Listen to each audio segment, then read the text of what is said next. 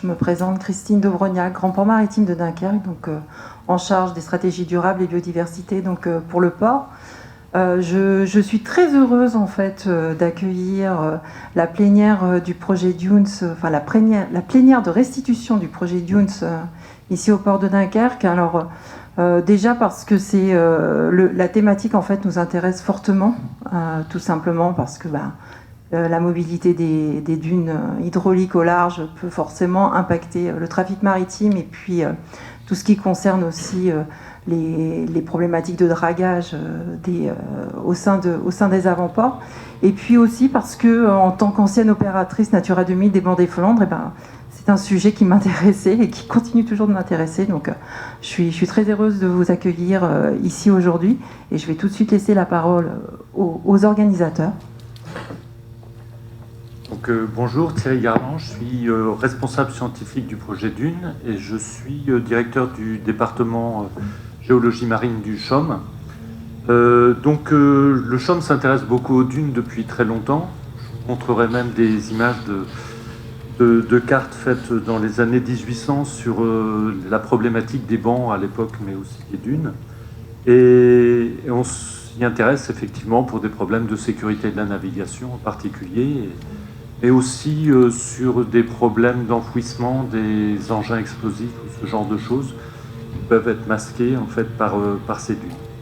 Donc voilà, en fait, on a lancé le projet Dunes il y a quelques années, je dirais que c'est en 2018 ou quelque chose comme ça, où on a commencé à réfléchir sur le et à en discuter avec les gens de France Énergie Marine, parce que la problématique est évidente en fait dans certains secteurs et en particulier sur la zone de Dunkerque, en mer du Nord en général. Et donc le projet Dunes a été au début construit autour de la recherche sur les dunes, de leur caractérisation en termes de dynamique, mais aussi sur les aspects modélisation et aspects impact sur les espèces. Donc, on avait tout un projet qui était assez monstrueux au départ, et donc qui a été découpé très rapidement, et donc avec une première partie qui était la partie recherche des dunes et de leur dynamique sur une période somme toute assez courte. On parlait tout à l'heure en siècle, là on va parler en semaines ou en mois. Voilà, c'est tout ce que j'avais à dire. Je ferai une présentation tout à l'heure sur les dunes en France et sur la zone de Dunkerque en particulier. Merci Thierry. Donc moi je suis Iman Nexer, cadre de recherche en géosciences marines chez France Énergie Marine, et donc j'ai coordonné le projet Dunes et je vais juste vous présenter du coup l'ordre du jour de la réunion. Donc l'idée c'est qu'on s'intéresse avec Lisa à vous expliquer un peu les dunes sous-marines et les interactions avec les énergies marines renouvelables, avec Lisa Garnier donc de chez RTE. Ensuite, Thierry, Sophie Lebot, qui sera représentée par moi-même, Nicolas Michelet, on vous présentera les dunes sous-marines, un objet sédimentaire mobile. On fera une belle pause et puis on s'intéressera aux écosystèmes des dunes sous-marines. Donc c'est Alexandre Robert de l'Ifremer, Rachida Mara de l'ULCO et Brice Parent d'Ocean Zoom qui nous présenteront ces résultats. Et ensuite, avec Alice Lefebvre, on vous présentera les perspectives du projet Dunes et donc la suite de ce projet. Du coup, je vais t'inviter, Lisa, à venir présenter. Bonjour à tous. Oui, donc je suis accompagnée par Stéphane Rocheveller qui m'accompagne et qui présentera la fin de notre présentation. Donc, bonjour à tous, Lisa Garnier, je pilote les projets de recherche en lien avec la biodiversité, qu'elle soit marine ou terrestre, au réseau de transport d'électricité.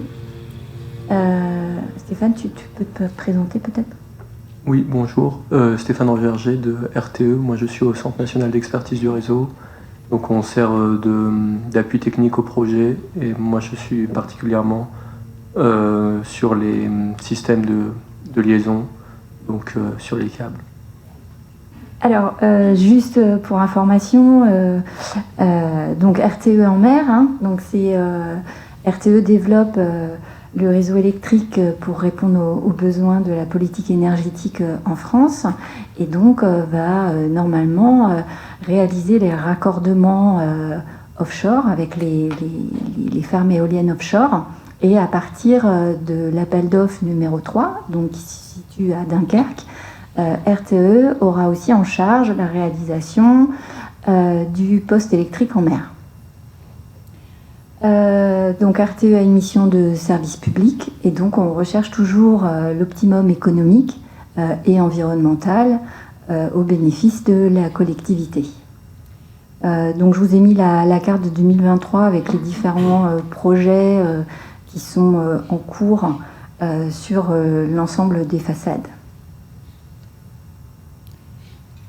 Donc maintenant je vais vous présenter un petit peu les projets de R&D en lien avec la biodiversité marine et un peu où se situe le projet Dune. Donc voici l'ensemble des projets de recherche que nous avons financés ou qui sont en cours de financement à RTE.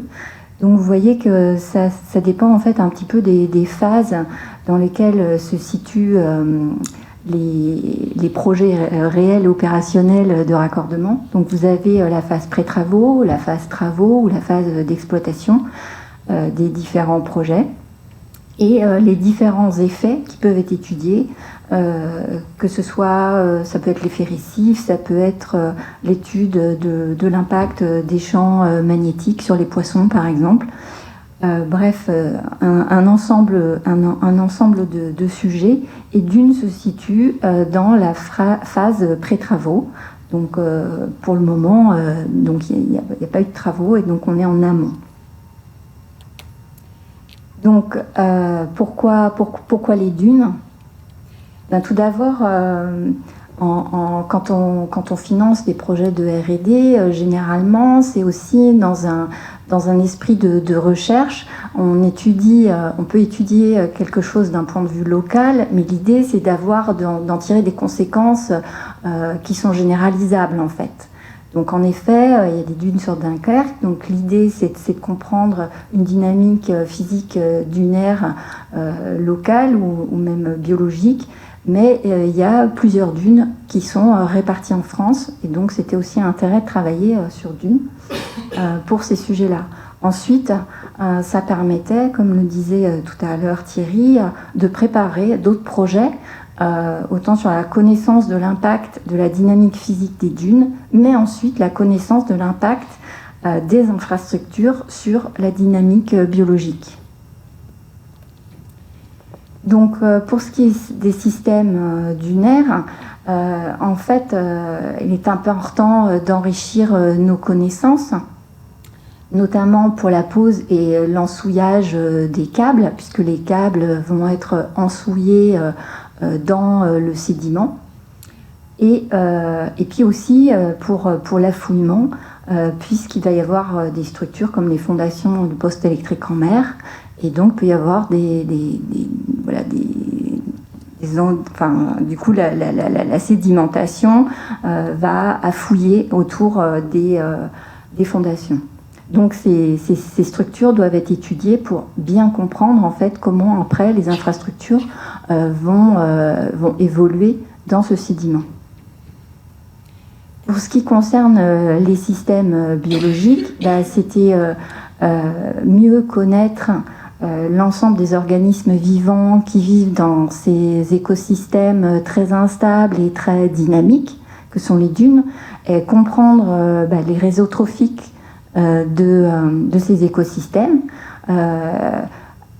approfondir les effets théoriques, et puis surtout pour un industriel comme RTE, c'est d'avoir aussi des guides de recommandation pour les études environnementales pour les futurs projets. Et puis aussi, c'est une possibilité de mise en commun de données sur les caractéristiques du sol marin, de données environnementales, etc. Donc je vais passer la parole à Stéphane pour la suite avec le projet module. Oui, donc la suite du projet Dune, c'est le projet module. Donc une grande partie des chercheurs présents ici travaillent sur ce projet module. Donc ce projet s'articule en 6 lots, dont 5 lots de recherche donc, qui sont sur l'affouillement, la dynamique grande échelle des dunes sous-marines au large de Dunkerque, de la simulation dans des canaux ou des simulations thermiques sur les câbles d'export ou sur les câbles interéoliennes. Donc RTE, il interagit de 2 façons. Bon, tout d'abord, il finance ce projet, mais il interagit de 2 façons. D'abord, il y a un partage de données, donc des données sur les caractéristiques du sol sous-marin et sur les caractéristiques du poste électrique en mer qui sera installé. Et aussi, on attend de ces travaux donc d'approfondir nos connaissances, de faire une comparaison entre ce qui est fait dans l'ingénierie et ce que réalisent les chercheurs. Donc, nous, on va s'intéresser, par exemple, à l'effet des infrastructures sur la dynamique des dunes, sur leur géométrie, aussi les problématiques d'affouillement, et aussi pour le dimensionnement thermique des câbles. Donc on va regarder de près les résultats des chercheurs et les comparer à ce qui est réalisé dans l'ingénierie. Et donc c'est quelque chose qui est valorisant pour dont RTE en tire un bénéfice important, et également les chercheurs qui peuvent voir un peu aussi nos pratiques. Donc voilà, ça c'est le projet module, et je crois comprendre qu'il va y avoir une continuité qui sera le projet Écodune. Je pense que ça sera plutôt à France Énergie Marine d'en parler. J'imagine que ça sera fait par la suite.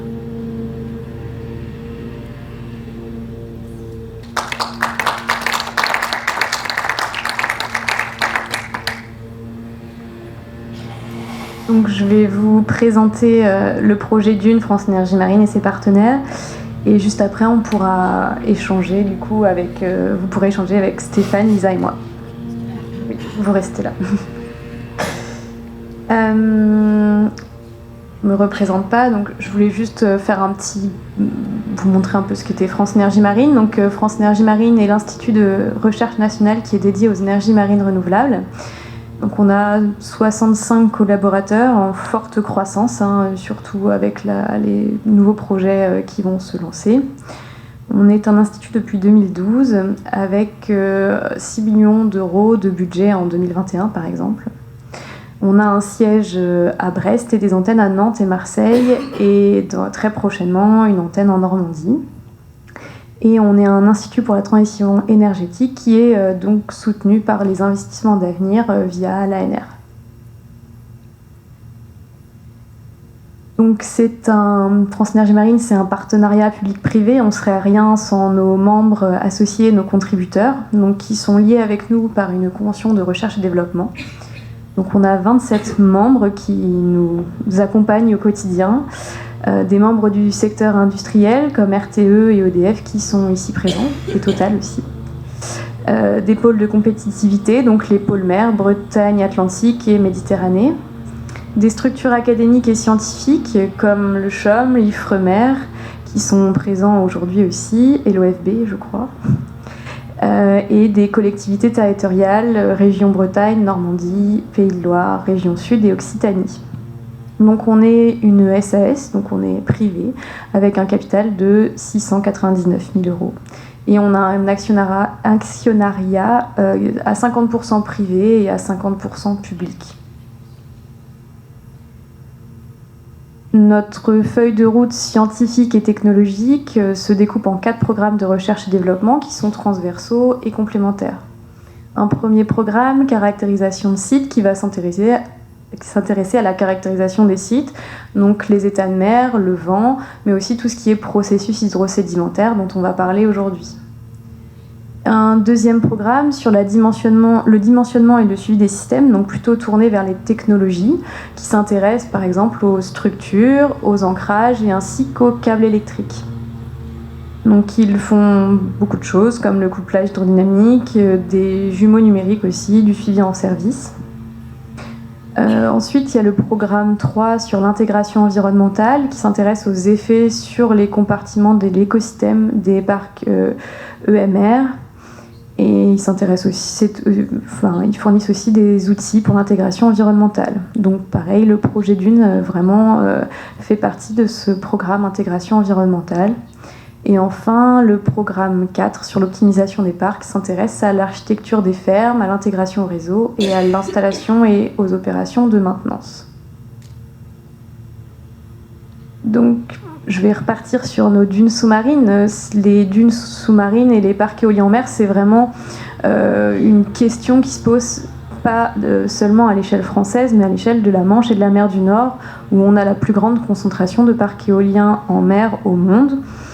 Vous voyez ici sur la bathymétrie que j'ai mis en fond de carte de grands bancs anti-d'eau qui vont donc du détroit du Pas-de-Calais jusqu'aux côtes est anglaises. Et sur ces grands bancs anti-d'eau sont souvent développés des champs de dunes sous-marines. Vous voyez aussi l'extension des parcs éoliens en mer qui sont en service, mais aussi des futurs parcs ou même des concessions. Et donc on voit bien que c'est une problématique qui n'est pas qu'à l'échelle de la France et qu'à l'échelle de Dunkerque. On s'est intéressé à Dunkerque, on l'a déjà dit, Thierry, Lisa, parce que c'est vraiment un champ de dunes qui est très très remarquable et surtout donc il va y avoir un parc éolien d'ici 2026-2028. Les objectifs du projet Dune, donc d'une part, c'était de comprendre l'impact potentiel de l'enfouissement des câbles sur l'environnement des dunes sous-marines, mais c'était aussi d'appréhender quels effets pourraient avoir les dunes sous-marines sur les infrastructures EMR, donc câbles, fondations d'éoliennes. Vous voyez derrière moi une fondation avec une dune et on essayait de comprendre la zone qui va être à fouiller après plusieurs années, mais ça c'était avant, même après plusieurs jours, voire plusieurs mois. Et on s'intéresse aussi aux modifications des fonds liés aux dunes pour tout ce qui est câble, comme Lisa et Stéphane l'ont énoncé. Parce qu'un câble qui est exposé au courant, donc à l'action des vagues et à la pêche aussi, ça peut être difficile à gérer, il peut y avoir des problèmes techniques. Et enfin, si on a une dune qui se déplace sur un câble, il peut y avoir aussi une surépaisseur de sédiments et créer des problèmes de transfert et de diffusion de chaleur, et donc des problèmes techniques. Donc le projet Dune a été lancé en avril 2019, il s'est terminé donc en juillet 2022. Donc aujourd'hui on est là pour vous présenter la restitution des résultats. Donc le pilotage scientifique était effectué par Thierry Garland qui est à côté de moi, donc le CHOM, et j'étais coordinatrice chez FEM. Donc on s'intéressait au parc éolien de Dunkerque. Le budget était de 1,2 million d'euros et ce projet nous a permis de recruter 3 postdocs, une chargée de mission qui était en fait une stagiaire de M2 et puis aussi tous les permanents de FEM. Je pense notamment à Nolwenn et à moi qui ont travaillé d'arrache-pied sur ce projet. Donc c'était 9 partenaires qui ont travaillé ensemble, donc Ifremer, le CHOM, EDF Renouvelable, RTE, l'Université de Rouen, le Muséum d'Histoire Naturelle, Ocean Zoom et l'ULCO, et bien sûr FEM. Donc le plan d'action à la base, c'était de faire un état des connaissances en rédigeant une synthèse sur les dunes sous-marines et leur écosystème. Ensuite, de comprendre la morphodynamique des dunes sous-marines, donc en faisant une étude des fonds in situ à l'aide de levées bathymétriques, mais aussi d'ADCP et donc de mesures de courant. Ensuite, on a essayé de comprendre l'écosystème dunaire des fonds marins, donc notamment du benthos, mais aussi de la colonne d'eau, donc l'ichtyofaune. Et le but final, quand même, c'était d'avoir des recommandations, donc d'un rapport de recommandations qui faisait état des résultats et des conclusions du projet. Je vais maintenant vous parler des campagnes du projet Dune. Donc, vous voyez sur la carte le corridor du câble d'export qui est en bleu assuré et l'extension du parc éolien qui est en rouge assuré. On a choisi de travailler et de faire des levées bathymétriques selon 3 boîtes qui sont situées sur le corridor du câble et aussi sur l'extension du parc. Et donc on a fait 8 levées bathymétriques entre novembre 2019 et juillet 2021. Donc c'est un prestataire, GeoXYZ, qui a fait toutes ces campagnes. On a ensuite déployé 3 ADCP, un en entrée de boîte 1 et un en sortie de boîte 1, et un troisième au large de la boîte 3, dans une zone plutôt, on va dire, plutôt calme. On voulait récupérer nos ADCP, et donc ces ADCP ont été déployés pendant 1 mois, donc en juillet 2021. Et ensuite, 2 campagnes biologiques ont été effectuées, donc 2 sur le benthos et 2 sur l'ichthyofaune. Donc les campagnes biologiques ont eu lieu à l'automne 2019 et au printemps 2020. Les levées ont été assez réguliers, nous ont permis d'acquérir des données sur la morphodynamique des dunes sur un pas de temps de 1 mois, donc ce qui est assez intéressant vraiment, justement pour traiter les données derrière. C'était vraiment des levées voilà, captivants, quoi. Et voilà, ça nous a permis d'acquérir assez de données pour travailler par la suite. Et donc la suite, on va parler maintenant des dunes sous-marines comme objet sédimentaire mobile, et donc on va vous parler de tous nos résultats maintenant. On va d'abord répondre aux questions, si vous avez des questions. Oui. Pourquoi les mesures ADCP ont été limitées à 1 mois? C'est des problèmes opérationnels Oui, alors oui, c'était complètement des problèmes opérationnels et de mise en place des ADCP. On a eu vraiment, ça a été très compliqué d'obtenir l'AOT pour les déployer, et ensuite on a décidé en fait de les mettre 1 mois en été parce que les risques d'ensablement des cages étaient énormes. Là déjà, j'ai pas mis de photos, mais au bout de 1 mois, dans les zones les moins dynamiques, par exemple la boîte 2, on n'aurait pas retrouvé nos cages certainement. Ils étaient déjà beaucoup ensablés au bout d'1 mois, donc voilà, c'était sur un pas de temps très court pour être sûr de récupérer notre matériel, quoi. Je suppose qu'ils ont été utilisés pour calibrer des modèles. Exactement, dans le projet module, oui. Donc je vais vous parler un peu des dunes et de leur dynamique, et surtout en fait de résultats liés à l'apprentissage ou aux données acquises au cours du temps. Et donc dans le cadre du projet Dune, on a fait une synthèse de l'état de la connaissance. Et donc la première chose que l'on a faite, c'est de faire la synthèse de toute la bibliographie dont on disposait sur des descriptions de dunes sur les fonds marins. Alors cette synthèse au niveau mondial, c'est un peu perturbant parce que du coup on pourrait se dire qu'on peut cartographier les endroits où il y a des dunes à partir des publications. Mais en fait, c'est pas le cas parce que certains pays développent beaucoup la recherche, si bien qu'il y a pas mal de publications. C'est par exemple le cas aux États-Unis où il y a pas mal de publications alors qu'il n'y a pas tant de dunes que ça. Et puis, par contre, il y a certains pays où il y a très peu de publications. On sait qu'il y a des dunes dans ces secteurs-là. Mais bon, quand on prend les publications au niveau mondial, alors bon, on n'a pas trop traduit les publications en chinois, mais parce qu'il en existe, en mer de Chine, beaucoup de dunes. La plupart des publications sont quand même sur les pays européens parce qu'il y a un vaste secteur en mer du Nord et jusqu'au côté irlandais où il y a énormément de dunes. Donc on va parler des dunes de France qu'on connaît mieux. Et donc sur les dunes françaises, on a développé depuis plusieurs années au CHOM un SIG sur les dunes. À chaque fois qu'on en rencontre, on les reporte dans ce système d'information géographique. Et donc on a un peu plus de 10 000 dunes dedans. Et ces dunes, en fait, sont là encore représentatives de l'état de la connaissance.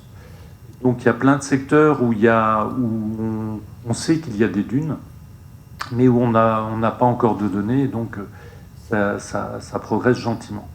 Alors, c'est quelque chose que je dois rappeler, si le CHOM mettait tous ses moyens sur le plateau continental, il nous faut un siècle pour faire le levé total du plateau.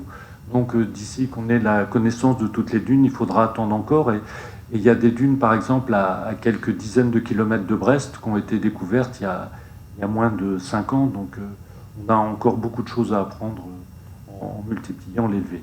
Alors, ce qu'il faut savoir aussi, c'est qu'il y a une limite, en gros, au sud de la pointe de la Torche. Alors la pointe de la Torche, tout le monde n'est pas breton ici, c'est le trait là qui n'est pas très visible.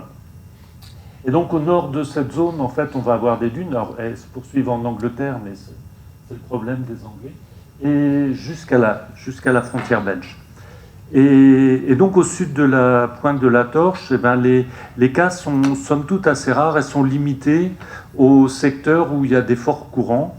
C'est le cas des estuaires. Donc on va en avoir eh ben, dans la sortie du bassin d'Arcachon, par exemple, ou dans l'estuaire de la Gironde, avec tous les plateaux de Cornouailles et tout leur système dunaire, les dunes de la Palmyre, etc., etc. Et on a le même système à la sortie de la Loire, dans la baie de Bourgneuf, et puis on a aussi quelques dunes comme dans le golfe du Morbihan, ce genre de choses. Mais ça va être très ponctuel à quelques endroits. Et dès qu'on va dépasser en fait la pointe de la Torche, on va rentrer dans un monde, une sorte de grand désert, et que la mer la recouvre, mais qui est couvert de dunes. Et donc, par exemple, vous avez ici un exemple d'un levé qui a été fait parce que des containers avaient été perdus lors d'une tempête en 2009, je crois. Et donc, durant ce levé qui a été fait sur le tracé du bateau, en fait, vous voyez ici une crête de dune, enfin une deuxième ici, et puis toutes les petites taches que vous voyez, ce sont des containers. Et donc on se retrouve aussi à disposer maintenant de moyens techniques qu'on n'avait pas auparavant, c'est-à-dire qu'il y a 10 ans, les containers n'auraient pas été visibles même sur des données de sondeurs multifaisceaux. Donc on a une bonne connaissance des dunes et de leur forme que depuis les années 1992-13 avec les premiers sondeurs multifaisceaux. Et on a une bonne localisation avec le GPS différentiel depuis les années 98-99. On peut presque dire qu'on a des bonnes données sur les dunes que depuis 2000, donc on les connaîtra parfaitement qu'en 2100 et quelques. Donc il y a encore du travail là-dessus. Et quand on voit certains secteurs comme ce secteur-là qui correspond à la limite externe du plateau continental, on peut se retrouver à avoir vraiment... Je parlais du désert tout à l'heure, mais on est dans un système où il n'y a plus que des dunes. Là, vous avez l'isobat de 200 mètres, et en plus, on a visiblement des impacts des courants de Poeling, donc en plus des dunes potentiellement qui se déplacent. Et sur cette image-là, vous avez un secteur dunaire avec une épave dedans et la modification de toutes les dunes environnantes, ce qui montre là, on a beau être à plus de 100 mètres de profondeur, on a aussi... potentiellement une dynamique importante. Et ici, vous avez un cas de dune très haute, qui fait une trentaine de mètres de haut. C'est quasiment le maximum qu'on puisse avoir en domaine marin, alors qu'en domaine éolien, on peut dépasser les 300 mètres. Et ces dunes, en fait, peuvent avoir ainsi des formes, des développements particuliers. Les dunes très hautes ne sont pas si fréquentes que ça, et c'est pas forcément celles qui bougent le plus vite. Entre cette zone de la mer Celtique et puis le nord, la mer du Nord auquel on va venir après, vous avez quelques secteurs où vous avez des dunes, en fait, comme ici dans le golfe normand-breton, on a des grands champs, même par 70 mètres de fond, on a ces dunes qui sont quand même des dunes sur un plateau de cailloutis qui sont très espacées les unes des autres. Et puis on a tout un système de bancs, comme ici le banc de la Chaule, qui sont des bancs en fait, localisés à des endroits particuliers de dynamique sédimentaire. Et donc cette image-là, en haut, correspond à des dunes qu'il y a dans le Raz Blanchard, et qui sont des dunes très particulières, parce qu'avec la vitesse de courant qu'on a, on est en sortie du Raz Blanchard, mais avec les vitesses de courant qu'on a à cet endroit-là, c'est forcément des dunes de galets ou de gros graviers. En tout cas, ça ne peut pas être des dunes de ça. Alors quand on se rapproche, on va avoir toute une zone où il y a très très peu de dunes, aux abords de Cherbourg, parce que les courants sont trop forts. Alors ponctuellement, il y a des zones protégées, on a quelques dunes près des plages du débarquement, par exemple. Mais somme toute, on en a très peu. Et en fait, c'est quand on va arriver au niveau de la zone du Tréport où on va voir réapparaître les dunes. On revient dans des caractéristiques de courant qui le permettent. Et donc, vous avez ici la zone du Tréport avec le lever de la zone du Tréport avec quelques très grandes dunes qu'il y a dessus. Et on va observer sur l'imagerie l'existence de mégarides sur les dunes. On a ici en fait la crête de la dune et puis ici vous avez des mégarides de différentes longueurs d'onde qui se déplacent en fait sur les dunes. Et ça c'est une des autres problématiques de la dynamique des dunes, c'est que c'est des systèmes imbriqués. Et c'est à Dunkerque qu'on va atteindre le sommet puisqu'on a des bancs, des dunes et des mégarides qui se surimposent les unes aux autres. Et donc, quand on va encore plus au nord, et si le CHOM s'intéresse en fait à la dynamique des dunes depuis très longtemps, c'est en particulier parce que dans le chenal de navigation, donc le DST, c'est le chenal de séparation du trafic, donc là c'est le chenal montant, tous les bateaux qui vont dans les ports d'Amsterdam, Rotterdam, etc. passent ici. Et donc on se retrouve, tous les petits traits jaunes correspondent à des dunes.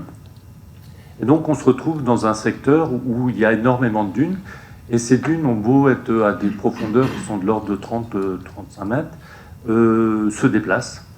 Et donc vous avez ici un zoom sur un secteur où on a en fait des déplacements de toutes les dunes du champ de dunes. Et donc la grande... Alors, on s'aperçoit que ces dunes ne bougent pas si vite que ça. Les escargots vont beaucoup plus vite que les dunes, hein, donc il ne faut pas non plus imaginer que ça part dans tous les sens. Et donc on peut très bien revenir plusieurs années après, retrouver les dunes, parce qu'elles conservent souvent la même forme. Mais néanmoins, c'est très dangereux pour la navigation, parce que quand on met sur une carte un endroit avec une certaine profondeur, c'est vrai que si la structure se déplace, eh ben, la carte devient fausse. Et donc la question, c'est à quelle récurrence on doit mettre à jour les cartes marines, hein. C'est la question essentielle du CHOM. Et donc sur le DST, on a un suivi tous les 2 ans des dunes. Alors, on faisait avant des levées de façon presque systématique. Et on est passé à une sélection de dunes que l'on a choisies, sur lequel on fait des levées tous les 2 ans. Et donc là, vous avez les levées de 2013 à 2017, mais on a eu depuis 2019, 2021, et on a un levé qui a lieu l'année prochaine. Et sur ces levées, en fait, on s'aperçoit qu'il y a eu une période où... Alors ça, le bleu, c'est les dunes qui vont vers le sud-ouest, et puis le rouge, c'est les dunes qui vont vers le nord-est. On s'aperçoit que sur une période, tout d'un coup, toutes les dunes se sont mises à aller dans le même sens. Et donc là, on se retrouve à avoir une problématique, c'est pourquoi des dunes qui vont d'habitude vers le sud et après se retourner vers le sud se sont mis tout d'un coup à aller vers le nord. Alors il y en a 2, juste, qui n'ont pas été dans le même sens, parce qu'elles étaient protégées par le banc, et donc en plus, on a des effets de site.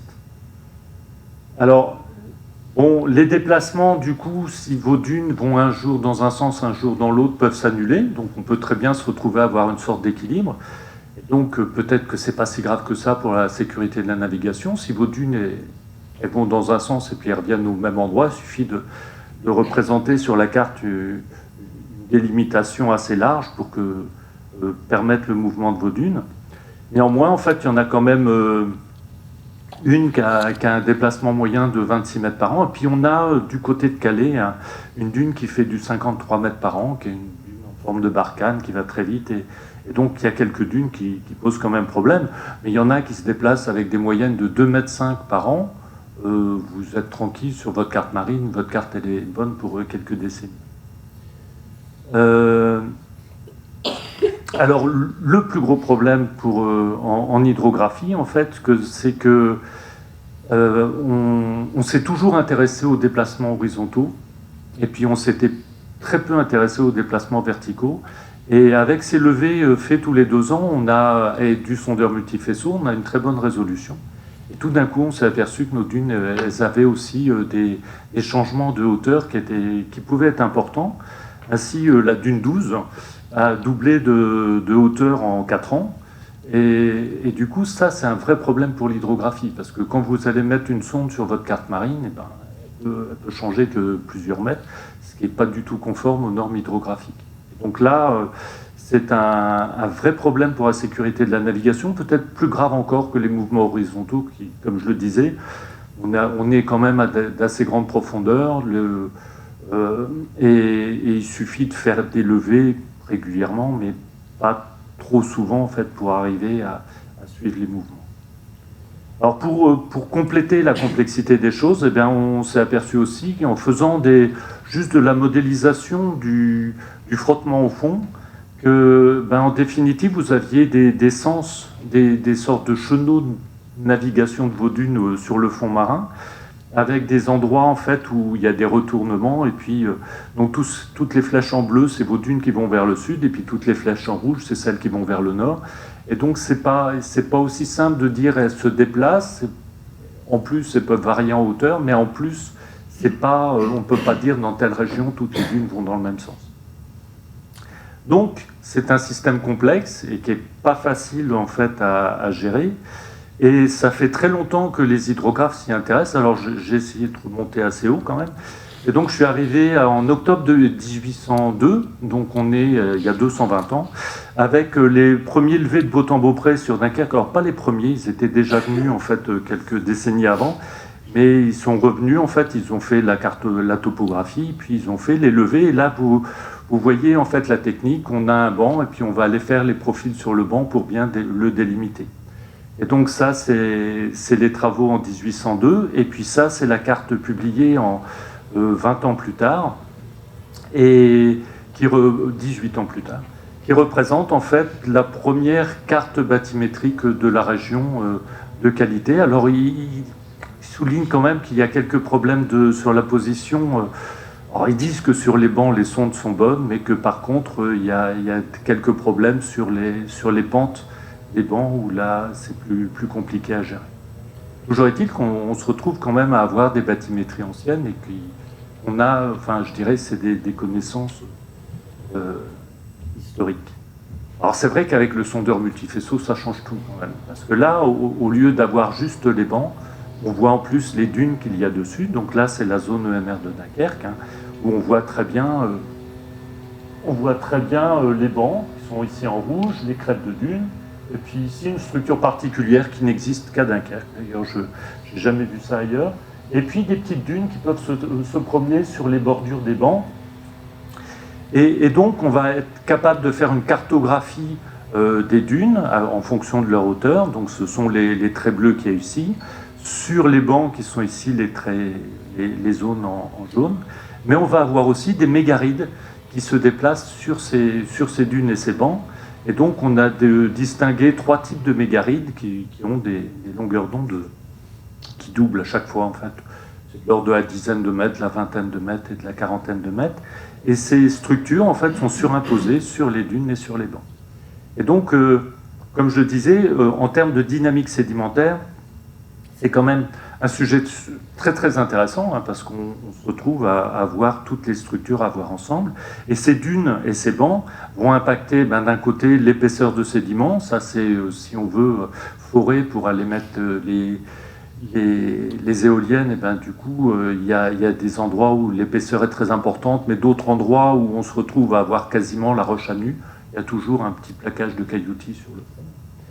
Et puis on a fait une carte des sédiments qui, elle aussi, est assez liée à la forme des dunes ou aux structures. On s'aperçoit qu'il y a les fonds, quand on a très peu de sédiments, c'est les cailloutis dont je parlais. Puis après, on va avoir des sables, mais on a aussi des mélanges de sable et de sable fin, et puis des zones de sable très fin. C'est une zone... Les sédiments ne sont pas si grossiers que ça, par rapport aux dunes de la mer Celtique dont je parlais tout à l'heure, qui sont des sables coquillés assez grossiers. Ici, on est plutôt dans du sable fin. Et puis, il va y avoir aussi un impact de ces dunes et de ces bancs sur la pente. Et ça aussi, c'est un point important pour la mise en place des énergies marines renouvelables, mais c'est aussi important pour la pêche et pour tout ça. Et donc, voilà ce que je voulais dire. Donc, le SIG Dunes, il a été... je pourrais vous le présenter après si nécessaire, mais ce SIG, il a toutes les dunes en fait recensées par le CHOM dont c'est levé, et avec sur les dunes, on peut Alors pour celles sur lesquelles la mesure a été faite, il y a la hauteur de la dune et sa direction dans certains cas. Et puis la date du lever aussi, parce que c'est important. Donc on a laissé que les dunes, le dernier lever sur les dunes, parce que dans les secteurs où on a plusieurs levées, ça devenait totalement illicite.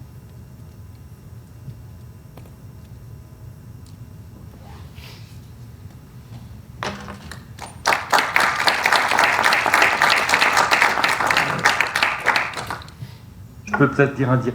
Le CHOM organise des conférences sur la dynamique des dunes depuis 2000. Et donc, c'est suite à une demande de l'Organisation hydrographique internationale qui nous avait demandé d'organiser cette conférence. Et depuis, en fait, on a renouvelé ces conférences suite aux demandes diverses. Et donc, la prochaine conférence aura lieu l'année prochaine, en 2023, donc en avril, à Rennes. Et donc elle revient en France puisque la première avait eu lieu à Lille en 2000 et depuis on est passé aux Pays-Bas, en Belgique, en Angleterre et en Allemagne. Et donc, voilà. On peut dire quand même qu'il y a 9 abstracts déposés dans le cadre des projets dunes et modules. Donc voilà, on sera très, très représentés à cette conférence. Du coup, je vais présenter la présentation de Sophie Lebotte, qui ne pouvait pas être là avec nous aujourd'hui, qui avait fait un enregistrement, mais que je n'ai pas réussi à télécharger ce matin.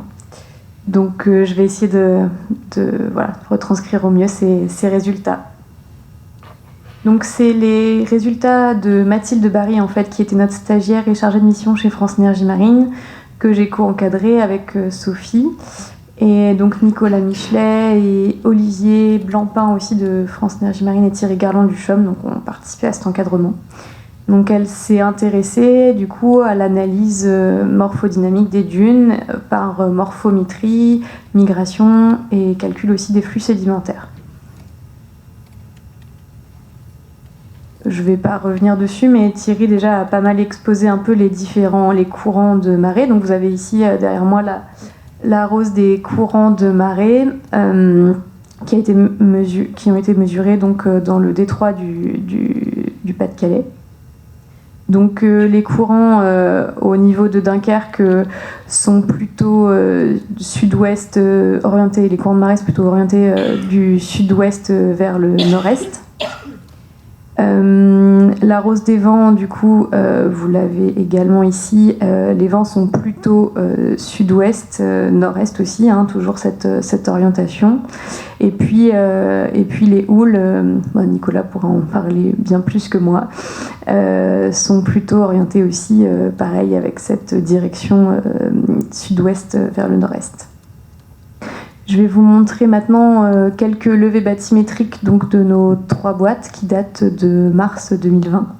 Donc vous avez les levées bathymétriques de la boîte 1 qui sont donc des dunes de type Barkhane sur la partie ouest et des dunes de plus petite dimension longitudinale sur la partie est.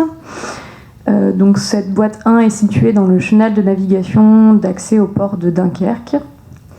Ensuite, sur la boîte numéro 2, qui est située presque en queue de banc, on a un système assez complexe avec des dunes presque sous la forme de tresses. Moi, je dirais, qui suis habituée à la géomorphologie fluviatile, je dirais que c'est presque des dunes en tresses. Elles sont différentes directions et voilà, cette boîte est assez compliquée à traiter.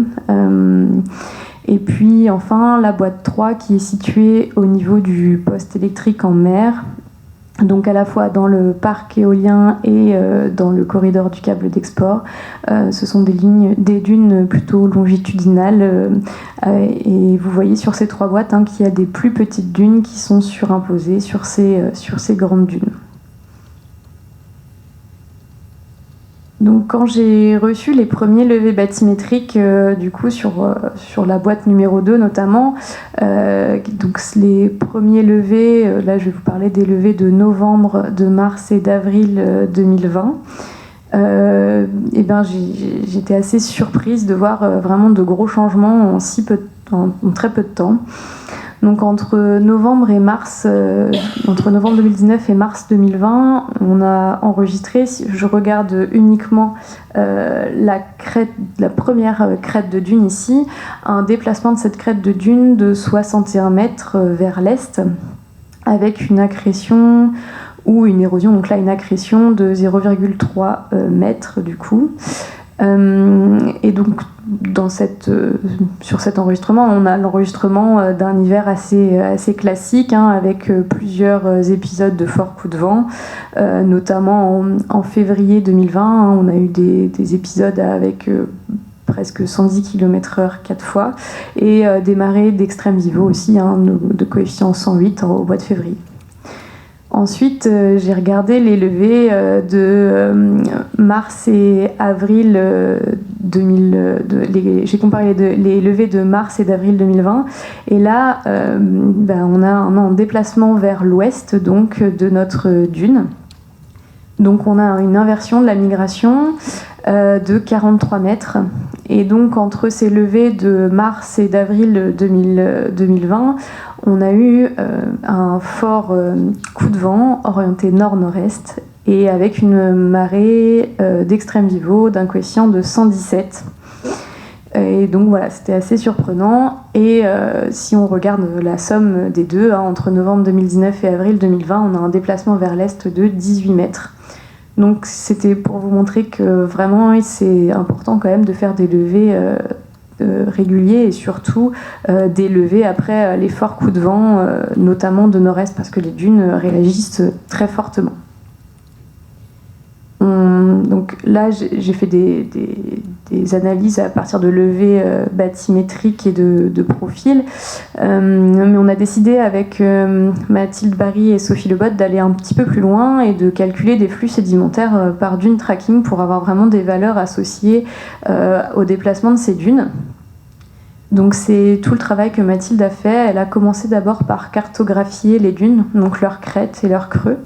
Donc là, vous avez les dunes de la boîte numéro 1, donc les deux premières dunes Barkhane qui sont assez jolies. Donc elle a cartographié ses crêtes et ses creux en faisant des profils tous les 100 mètres et en cartographiant le point le plus haut et le point le plus bas du profil. Donc c'était très fastidieux. Je tiens à dire qu'elle a quand même testé des méthodes automatiques pour détecter ses crêtes et ses creux parce qu'il en existe. Il en existe plusieurs et elle a trouvé que rien ne valait son œil. Donc du coup, elle a beaucoup travaillé parce qu'il y a quand même 8 levées bathymétriques et elle a analysé les boîtes 1 et 2. Donc ça fait 13 dunes sur 8 levées. Donc ça fait vraiment énormément de profils. Elle a ensuite réalisé une analyse morphométrique où elle a calculé notamment la longueur d'onde, la hauteur, la largeur et 5 autres indices comme par exemple la sinuosité. Là sur la dune numéro 2, donc la plus à l'est, on a une longueur d'onde de 216 mètres par exemple, une hauteur de 2 mètres. Et ensuite elle a calculé la surface des dunes et leurs facteurs de forme, puis la migration des lignes de crête entre deux levées.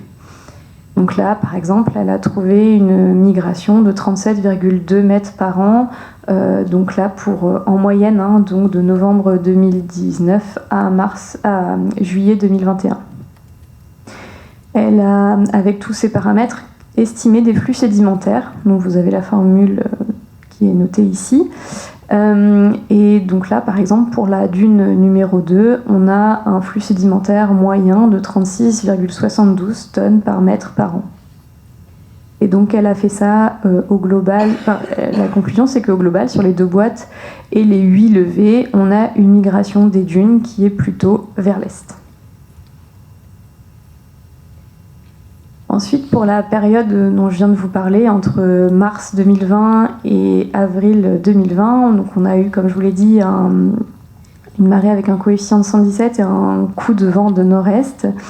Elle a calculé, comme je l'avais observé avec mes petits profils, elle a calculé des flux sédimentaires et elle a vu que pour 10 dunes sur 13, pendant la période de mars-avril, on a une migration vers l'ouest. Et du coup, sauf quelques dunes, la dune 2 et 3 de la boîte 1 et puis la dune 4 de la boîte numéro 3. Et donc c'est la seule période en 20 mois avec une telle inversion. Donc ça va bien avec ce que Thierry vient de vous montrer. Mais voilà, c'est vraiment un résultat très intéressant et Nicolas va y revenir plus en détail juste après.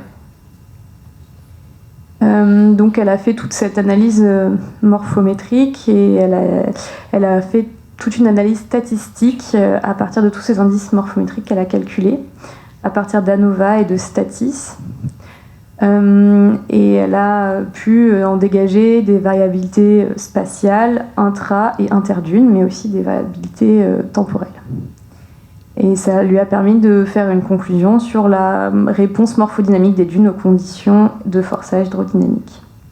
Je ne vais pas rentrer trop dans le détail de ces résultats que je maîtrise moins parce que je viens de les découvrir. Mais en gros, là, je vous ai montré, donc toujours pour la boîte 1, qu'elle a elle a travaillé plus sur la boîte 1. Elle a trouvé des taux de migration entre 21 mètres par an et 37 mètres par an en moyenne pour la boîte 1, pour toutes les dunes, donc ce qui est quand même assez conséquent. Et vous voyez que les dunes migrent plutôt en moyenne vers l'est. Et pareil pour les flux sédimentaires, donc elle trouve des flux sédimentaires entre 18 et 45 tonnes par mètre par an, plutôt vers l'est aussi. Mais bon, elle le dit bien, hein, il y a des migrations vers l'ouest selon la période et la dune. Et au sein d'une même dune et sur une même période, il y a aussi une forte hétérogénéité. Donc il faut bien savoir qu'une dune ne bouge pas de la même façon selon où on se situe sur la crête. Donc là, c'est ces résultats d'ANOVA où je suis désolée, je peux pas trop les expliquer, mais en tout cas, ces conclusions, c'est que le cas donc de la période L1, L2, c'était donc novembre 2019, mars 2020 que je viens de vous présenter. On avait plutôt des forts vents ouest-sud-ouest avec un nombre d'événements assez important. Et donc, elle a vu que le taux de migration et les flux sédimentaires étaient très importants et dirigés vers l'est et le nord-est, et que les dunes étaient de plus faible dimension, notamment au niveau de la hauteur et de la largeur, et qu'il y avait une plus forte asymétrie. Ensuite, elle en déduit aussi que pour la période L2, L3, donc entre mars 2020 et avril 2020, il y avait des forts vents d'est-nord-est, comme je vous l'expliquais, des fortes marées. Donc là, les taux de migration des flux sédimentaires sont plus faibles et, dans la plupart des cas, inversés vers l'ouest-sud-ouest. Et il n'y a qu'un cas d'événement court de forts vents de nord-est. Et donc là, on a des dunes plus larges, moins sinueuses et de plus faible bathymétrie et d'asymétrie. Donc voilà, c'était vraiment important de faire des levées assez rapprochées à certaines périodes. Ça nous a permis de dégager toutes ces conclusions. Donc les conclusions de Sophie et Mathilde sont donc que le gradient spatial ouest-est est depuis des grandes à très grandes dunes et fort jusqu'à des moyennes dunes. Il y a aussi une forte variabilité temporelle de la morphologie, de la migration et des flux sédimentaires induite par des modifications de forçage, donc surtout des vents et aussi de la marée. Et il y a une forte variabilité donc intra-dune, ce qu'elle appelle aussi intertransect. Et la variabilité est aussi spatiale, donc il y a une variabilité entre les dunes qui est exprimée surtout au niveau de la morphologie des dunes. Donc on a 3 groupes de dunes.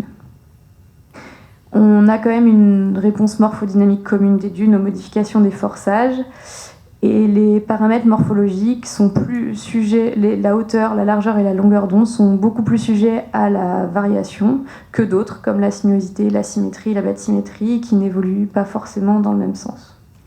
Voilà, donc je vous remercie de votre attention pour Sophie, et puis je vais passer la parole maintenant à Nicolas qui va continuer sur ses résultats.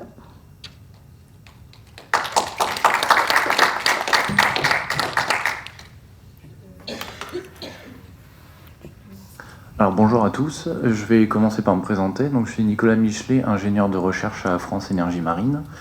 Et du coup, je vais vous présenter une petite étude qu'on a fait à la suite des résultats de Sophie. On a eu eu l'occasion de collaborer ensemble pour poursuivre un petit peu, essayer de mieux comprendre ces migrations de dunes. Donc, comme vous l'a présenté Maëlle, dans cette zone, on a eu plusieurs levées bathymétriques et globalement, sur la zone 1, sur laquelle je me suis intéressé, elle vous l'a montré, on a une migration des dunes qui va principalement vers l'est, entre chaque levée. Sauf entre les levées 2 et 3, donc entre le 18 mars 2020 et le 16 avril 2020, où on a les dunes 1, 4, 5 et 6 de cette boîte, qui ont une migration qui est inverse par rapport à la tendance générale. Donc je repasse assez rapidement, le début ça va être assez rapide puisque ça a déjà été présenté, mais dans cette zone, si on refait un petit point sur le forçage météo-océan, et donc ce qui va nous intéresser ici dans cette étude, premièrement, on est dans une zone où la marée est dite progressive, c'est-à-dire que la pleine mer va correspondre au pic de courant des périodes de flot, donc quand la marée va monter, et la basse mer va correspondre au pic de courant en jusant quand la mer va se retirer. Je reviendrai après pourquoi c'est important dans notre étude. On a également une asymétrie des courants entre les périodes de flot et de jusant. Donc, pour rappel, le flot va plutôt vers l'est-nord-est et le jusant vers l'ouest-sud-ouest. Et donc les courants max en période de flot peuvent atteindre 1,25 m par seconde et en jusant c'est plutôt du 0,75 m par seconde. Vous voyez qu'on a vraiment une différence d'intensité du courant. Et au niveau du forçage de la houle, on a deux directions principales de provenance de la houle, donc soit provenant de la Manche au sud-ouest, soit du centre de la mer du Nord à peu près. On a des périodes, généralement on va trouver des vagues qui ont une hauteur significative autour de 1,2 m et des périodes qui peuvent varier entre 5 et 12 secondes. Et en période de tempête, par contre, on peut partir sur des houles qui ont une hauteur significative de 3 mètres. Donc, bien sûr, je reviens à chaque fois après sur tous ces résultats. Donc Mathilde, dans le cadre de son stage et donc de son étude dans Dunes, a utilisé la méthode du dune tracking pour calculer des flux sédimentaires et estimer les migrations de ces dunes. Et donc nous, on s'est posé la question, en utilisant d'autres méthodes beaucoup plus simples, si on arrivait à retrouver ces résultats. Donc on a effectué des calculs de flux en utilisant des formulations empiriques, c'est-à-dire très simple, on va simplement injecter dans ces formulations des vitesses de courant, de la houle et une variation de la surface libre, et ça va nous sortir des valeurs de flux sédimentaires. Donc ce sont des calculs qui sont faits juste en un seul point. Donc contrairement à Mathilde, là on n'a pas la variabilité spatiale. Dans notre cas, on a considéré un sédiment homogène, donc par rapport aux prélèvements sédimentaires effectués dans Dunes, on a pu voir qu'on a un diamètre moyen de environ 0,3 mm. Vraiment sur du sable assez moyen. Et on a fait ces calculs suivant 3 formulations. Donc je vais passer vite fait là-dessus, mais pour ceux qui connaissent, on a utilisé 3 formulations classiques, donc la formulation de Yalin qui a été développée en 63, que l'on a modifiée, puisque cette formulation prend en compte normalement seulement l'intensité du courant, via cette variable grand U ici, et nous on a rajouté ce qu'on appelle la vitesse orbitale de la houle, donc c'est globalement la vitesse que va engendrer la houle près du fond quand elle va passer sur la zone. On a utilisé aussi 2 autres formulations que je ne décrirai pas ici, puisqu'on a utilisé leur formulation classique et j'ai pas vraiment envie de vous perdre en partant dans des équations. Et pour terminer, dans la méthodologie de ce calcul, on s'est remis exactement dans les mêmes conditions que Mathilde dans son étude, c'est-à-dire qu'on a projeté ces résultats sur l'axe est-ouest, pour vraiment essayer de retomber sur les mêmes conditions et voir si on arrive à avoir des résultats comparables.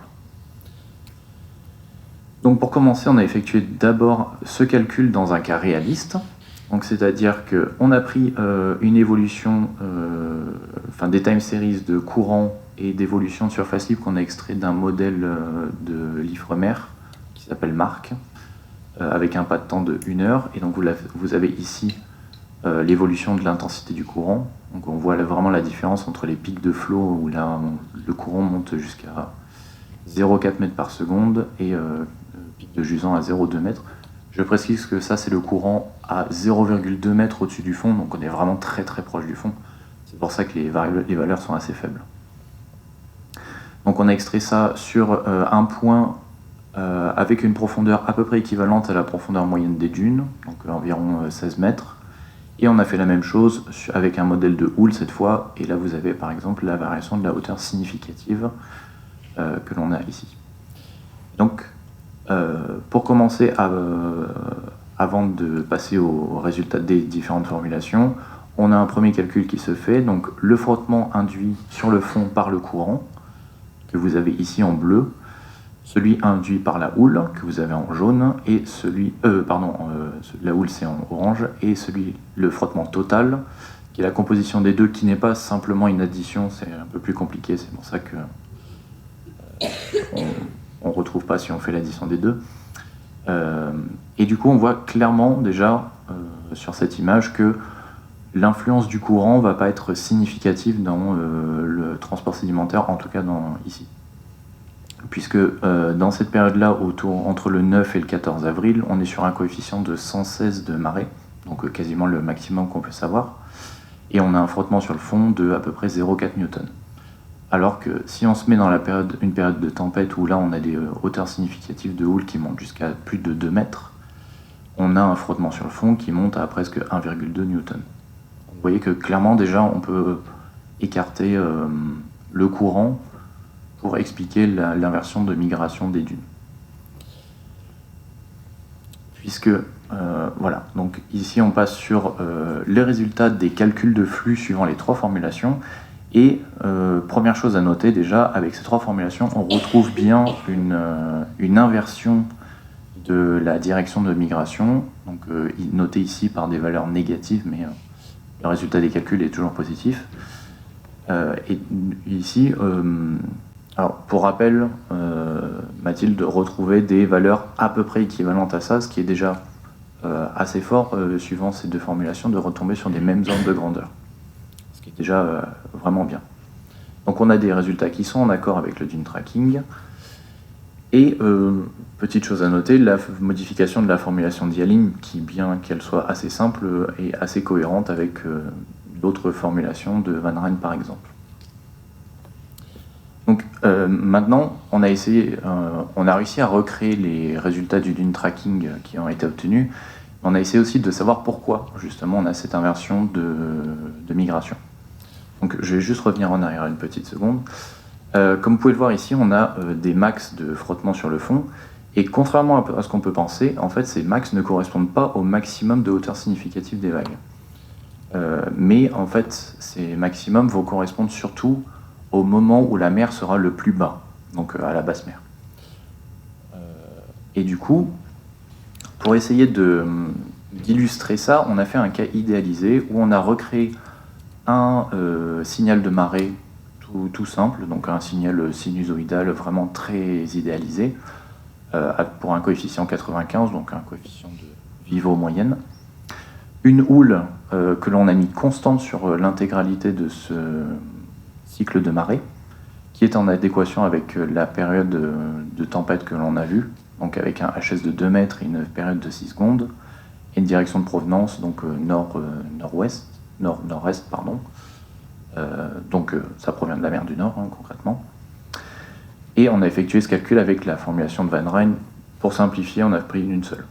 Donc ce qui est important à noter, c'est justement la différence majeure qui va jouer sur cette migration, ça va être la différence de hauteur d'eau entre la pleine mer et la basse mer, puisque en pic de flot, on va être à...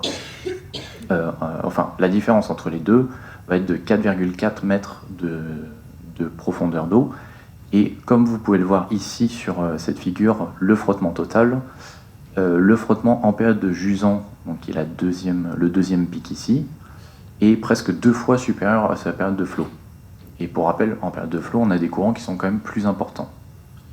Donc vraiment, c'est la combinaison de la basse mer plus des houles importantes qui vont engendrer un déplacement sédimentaire plus important, et donc va suivre la direction du courant, donc vers l'ouest.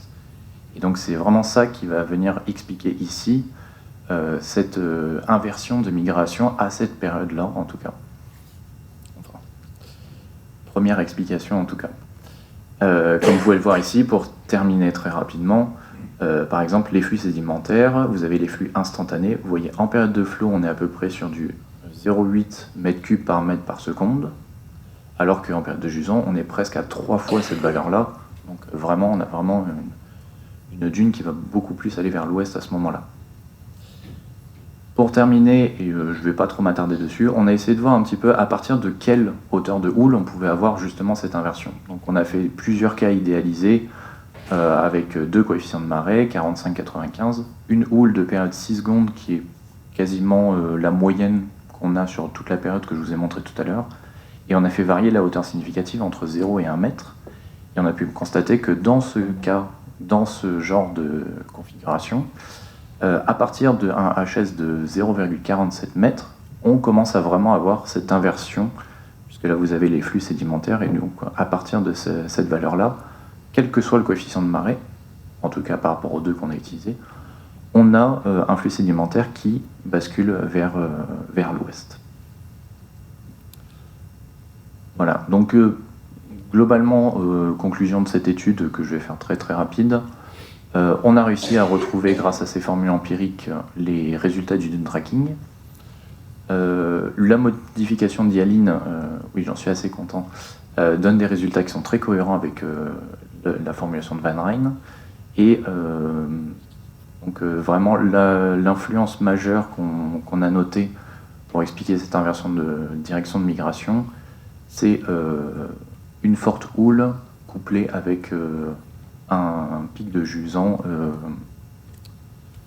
en même temps, qui arrive en même temps que la basse mer. Voilà. Et pour terminer, une petite perspective à cette étude, puisque c'est une étude qui a été faite en 0D, et comme vous l'a présenté Maël tout à l'heure, selon les dunes, certaines sont quand même restées sur une migration qui part vers l'est. Donc une perspective là-dessus, c'est justement le projet module. On va s'intéresser à l'étude des morphodynamiques, mais vraiment à l'échelle 3D, et qui va nous permettre d'expliquer justement cette variation intra-dune, et essayer de voir pourquoi certaines continuent à aller vers l'est alors que d'autres non. Voilà, et je vous remercie.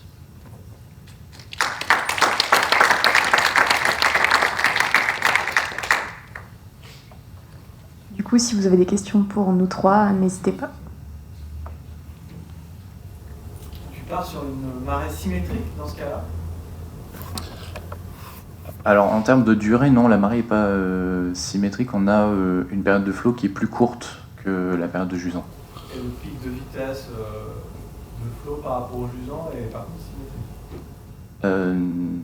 Il arrive vraiment au milieu de la période de flot. Enfin, je peux vous montrer peut-être ici. Voilà.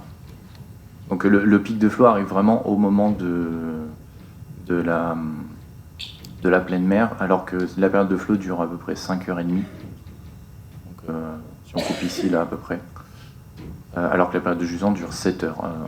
Cette onde de marée, elle est déjà représentative de la Manche. C'est pas une sinusoïde. Elle n'est pas une sinusoïde parfaite, en effet. Oui.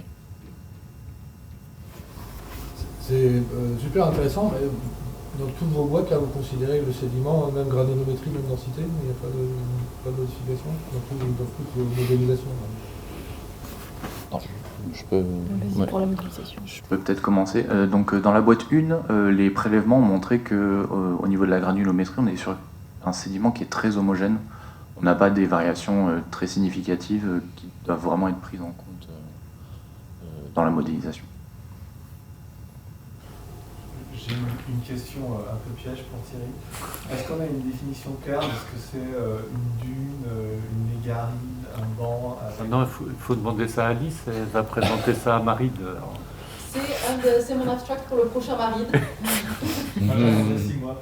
Et puis on peut en discuter parce qu'on ne s'entend pas suivant les pays, suivant si on a travaillé en rivière ou alors si on a travaillé en domaine marin. J'étais à une conférence en juillet et il y a carrément un mec qui m'a dit « Ah non, mais de toute façon, il n'y a pas de dune en domaine marin. » Je suis bon, désolée, ça fait juste 12 ans que je travaille là-dessus. Il y en a qui travaillent dessus depuis encore plus longtemps. Donc on va discuter de ça peut-être. Voilà. Non, mais c'est vrai qu'il y a un débat, hein, parce qu'entre l'école hollandaise qui estime que de la petite ride jusqu'à la grande dune, en fait, on n'a qu'un seul type de structure, c'est juste une question de dimension. Et puis l'école française a plutôt tendance à dire non, il y a des mégarides et il y a des dunes, et ils vivent de façon différente. Il y a une physique différente pour les deux, en fait, c'est vraiment un sujet. Mais Alice va nous clarifier tout ça, Marie. Moi, je veux commencer une discussion.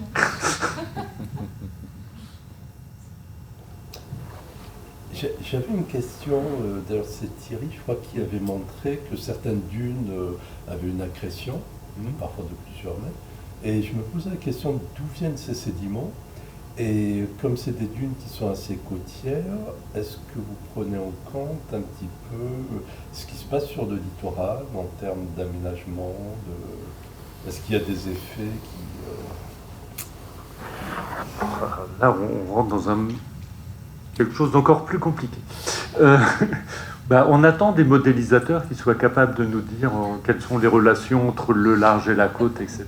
Mais il faudra attendre longtemps parce qu'il faudra avoir des modèles à très haute résolution, etc. Donc c'est vraiment compliqué. Mais c'est un vrai sujet, en fait, parce que je vais remonter à l'ancien temps, mais dans les années 90, il y avait encore beaucoup de chercheurs qui estimaient que les dunes étaient issues de la dernière glaciation et que c'était des structures fossiles. En fait. Donc on en parle maintenant comme d'objets mobiles qui se déplacent, etc. Donc il faut bien maintenant se poser la question d'où vient ce sable, quoi. Et on n'a pas la réponse.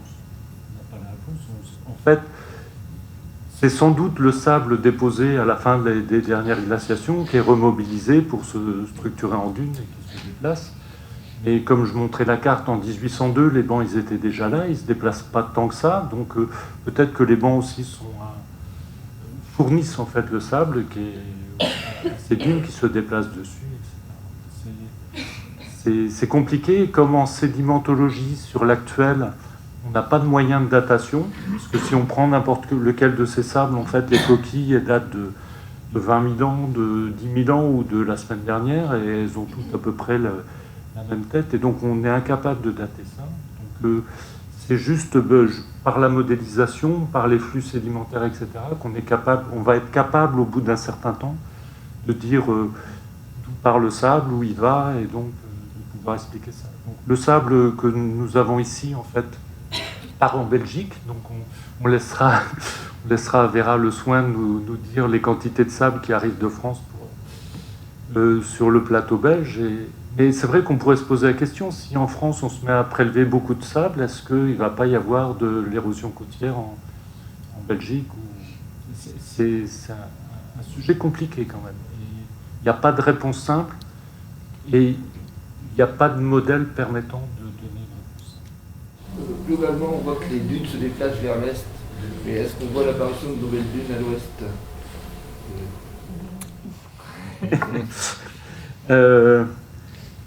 Comme je le disais tout à l'heure, il nous faut un siècle pour lever le plateau continental. Donc, et auparavant, les dunes, on ne les voyait pas bien, hein, parce qu'avec le cercle hydro qui était utilisé sur les levés anciens, les profils étaient perpendiculaires aux côtes. Et donc, du coup, ils étaient dans le sens des crêtes de dunes.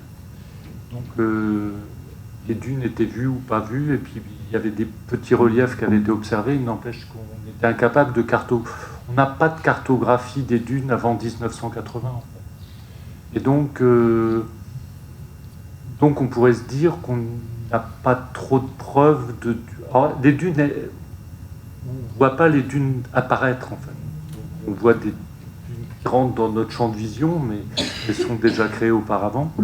On a quand même ce cas-là au large de Calais. Alors la dune je vous parlais, qui se déplace très rapidement, qui a une vitesse moyenne de 53 mètres par an, qui est une barcane.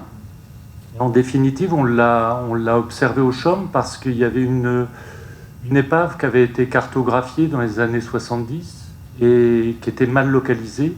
Donc le bateau y est retourné, a fait un lever, il ne l'a pas trouvé. Il a trouvé une grande barcane. Et donc, comme au CHUM, on n'aime pas supprimer une épave quand elle est marquée sur la carte marine, on y est retourné 3 ans plus tard, et là, l'épave était réapparue, en fait. C'est la Barkhane qui était passée dessus. Donc, on sait qu'en 70, la Barkhane n'était pas là, mais... et donc, le levé de 70 montrait un fond rigoureusement plat. Donc, c'était un fond où il n'y avait pas de dunes, où ces Barkhanes sont arrivées. Il y en avait 2, en l'occurrence, et qui sont arrivées, et qui se sont déplacées. Donc, elles arrivent du Pas-de-Calais, en l'occurrence. Mais si on avait une cartographie complète, on saurait... Enfin, dans toutes nos données, on en a vu une disparaître. Donc on sait que les dunes peuvent disparaître. Mais on n'a jamais vu une apparaître. En introduction, tu as montré une image en bordure du plateau continental, 200 mètres de fond, là où a priori c'était des dunes qui étaient mises en place par de l'upwelling. Ça ne peut s'expliquer que par le courant de l'upwelling, par une telle profondeur d'eau. Alors, le problème par 200 mètres de fond, c'est que la résolution de nos sondeurs multifaisceaux est moins bonne. Parce que, en fait, avec la profondeur, on a une pixelisation en quelque sorte de la donnée. Et du coup, il faut attendre à peu près 15 ans entre 2 levées pour qu'on soit sûr qu'un déplacement est bien observé. Parce qu'après, on sera dans l'erreur de localisation, de précision de la donnée et tout ça. Donc, il faut attendre encore une dizaine d'années pour qu'on retourne sur zone, refaire un levé pour qu'on puisse dire en fait que c'est bien l'upwelling qui les fait bouger. Et donc, il faut savoir être patient en sédimentologie. Mais par contre, c'est quand on voit leur forme et quand on voit leur morphologie, et on a en plus une épave au sein de ces dunes, avec de l'érosion tout autour de l'épave et tout ça, c'est sûr que ça bouge. Mais il faut vraiment aller faire des levées à haute récurrence. Il y a pas mal de dunes qui sont vues sur les hauts de pente, en fait, donc en bas de plateau continental. Et il y a aussi pas mal de gens qui disent que c'est peut-être lié aux ondes internes qui se propagent à l'interface dans l'océan, quoi. Donc il y a pas mal de recherches qui est faite en ce moment là-dessus, mais c'est comme a dit Thierry, c'est un truc où c'est beaucoup plus dur de les imager. Déjà, il faut partir avec des plus gros bateaux pour aller voir ça. La résolution n'est pas aussi forte, et même les ondes internes, c'est aussi un petit peu plus dur de comprendre le mécanisme et de voir toute l'hydrodynamique comparée aux mesures de courant qu'on a fait assez régulièrement en domaine côtier. Donc ça, c'est un truc qui est vraiment en train d'émerger. On découvre des dunes de plus en plus profondes. Ouais. Et on essaie de comprendre pourquoi elles sont là. Est-ce qu'elles sont actives? Est-ce que ce sont vraiment des dunes? Est-ce que c'est un truc différent? Voilà. N'empêche qu'on a quand même des données AUV assez récentes qui montrent des mégarites dessus. Donc, ils sont vraiment actifs. Comment vous faites le lien entre les 3 boîtes puisque ce sont des conditions hydrodynamiques qui sont totalement différentes. Les résultats, qu'est-ce que vous pouvez en déduire? Ou alors peut-être que j'anticipe trop et que que vous n'êtes pas encore arrivé au bout de cette recherche. Je vais déjà expliquer pourquoi on a choisi 3 boîtes. Parce qu'on aurait bien aimé faire tout le corridor. Est-ce que déjà les 3 sont caractéristiques? Oui, mais en fait, on a été limité par l'argent, en quelque sorte. Et l'objectif des 3 boîtes, c'était de pouvoir faire un levé en une journée. C'est-à-dire le bateau partait, faisait les 3 boîtes et revenait avant le soir. Et donc c'est pour pouvoir faire un suivi à assez haute récurrence, faire plusieurs levées, il y en a eu 8, pour pouvoir faire 8 levées avec les moyens qu'on avait, on ne pouvait pas en faire plus de 8, mais il fallait que ça soit des levées faits en une journée. Et donc on a choisi 3 boîtes à cause de ça. Parce que c'est vrai qu'on a été obligé de se restreindre en quelque sorte à quelques caractéristiques. Et je voudrais dire après le lien par rapport au projet. Oui, bah le lien, ça va être la modélisation qui va le faire en fait, et c'est le but du projet module qui a été lancé il y a 1 an. On va en reparler un petit peu plus précisément. Oui. En fait, c'est plus un constat. Finalement, vous avez réussi à démontrer ce qu'on le sentait tous et on imaginait, enfin du moins tous les pratiquants du milieu marin dunkerquois et du coup c'est pas mal. Enfin, je veux dire, c'est hyper intéressant du coup vraiment d'avoir pu caractériser, chiffrer, estimer quelque chose qu'on le savait Que ce soit vous à travers plus des données cartographiques, etc., ou en gardant plus en vision micro, mais du coup, enfin, c'est une donnée, je trouve, qui était nécessaire sur le territoire, qui était pas du tout connue. Et moi, ça me permet, en tant que port, en fait, là, par rapport à vos résultats, en fait, j'ai remis en perspective certains suivis qu'on fait, nous, à des points pareils. Ça fait 30 ans, alors pareil, avec l'évolution de la qualité des données, hein, bien entendu, que ça soit au niveau granulo, au niveau pratique ou au niveau modélisation. Et du coup, voilà, moi, c'est vrai que des fois, oui, un coup, là, j'avais un creux, puis après, là, j'ai un point, là, j'ai des limons, là, j'ai du sable, là, j'ai des kiwis, là, j'ai du poisson, j'en ai plus. Voilà, mais c'est vrai que du coup, à chaque fois, expliquer, justifier, c'était très compliqué. Maintenant, avec cette expérience que vous avez, c'est plus facilement compréhensible, en tout cas, nous, les données qu'on a sur des points qu'on suit depuis plus de 30 ans, quoi. Moi, je trouve ça super intéressant, en tout cas, moi, en tant qu'opérateur. Merci pour tous ces échanges riches. Je vous propose qu'on se retrouve dans une vingtaine de minutes, du coup. Donc, il est 48, on va dire à 16h10. Il y a, du coup, une pause café qui est dans la grande salle là, qui vous attend.